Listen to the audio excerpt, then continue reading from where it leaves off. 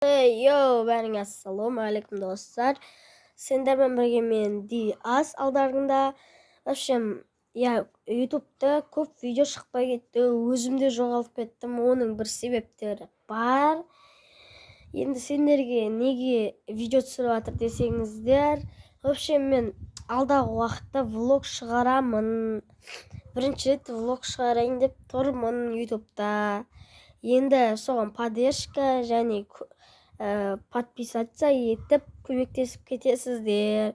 Қаяққа десеңіздер, өзім айтам влог кезінде. Ол влог қай сайда шығады деп ойлап отырсаңыздар, ол влог августта немесе осы айда шығады.